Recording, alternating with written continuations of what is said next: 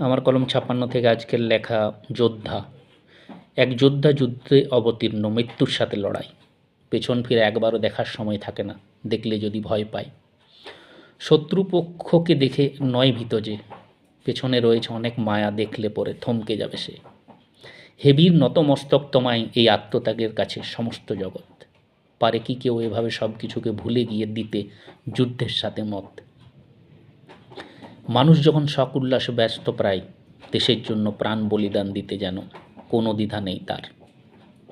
চোখের সামনে মৃত্যু, গুলিবিদ্ধ সমস্ত দেহ, তবু যেন লড়াইয়ে প্রস্তুত, পরিবারের প্রতি নেই কোনো স্নেহ।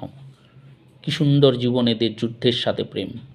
ডাক পড়লে যেতে হয় সব কিছুকে ফেলে রেখে, ধরতে হয় বাস ট্রেন। শীত গ্রীষ্ম বর্ষা সব ক্ষেত্রেই হাজির, এ যেন এক দৃঢ় সংকল্প এক সৈন্যের, দেশের প্রতি সে এক নজির। মা বাবা বউ ছেলে সবাইকে বাড়িতে রেখে, যুদ্ধের সাথে মিশেছে রক্ত যখন দেখেছে চোখ চেখে। বয়সের উপেক্ষা না করে মৃত্যুকে এক সৈনিকের বরণ, এক সৈনিকের জীবন ব্যাখ্যা করতে বসে মনে হয় স্পর্শ করেই তাদের চরণ।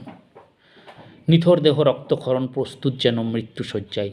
শেষ সময়ও পড়ে না নাকি মনে আপনজনের কথা, পড়বেই বা কী করে? সে তো বীর, দিতে চায় না আপনজনকে কষ্ট, দাঁড়িয়ে থেকে মৃত্যুর দরজায়। আমার কলম ৫৬ থেকে আজকের লেখা যোদ্ধা। এক যোদ্ধা যুদ্ধে অবতীর্ণ, মৃত্যুর সাথে লড়াই। পেছন ফিরে একবারও দেখার সময় থাকে না, দেখলে যদি ভয় পায়।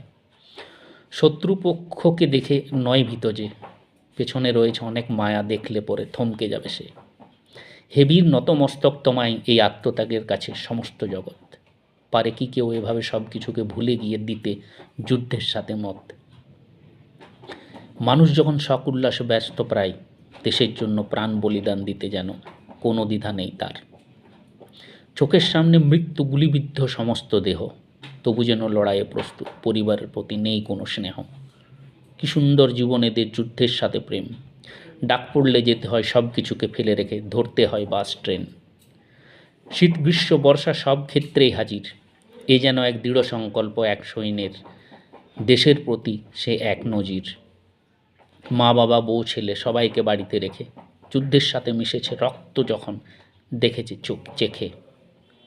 বয়সের উপেক্ষা না করে মৃত্যুকে এক সৈনিকের বরণ, এক সৈনিকের জীবন ব্যাখ্যা করতে বসে মনে হয় স্পর্শ করেই তাদের চরণ।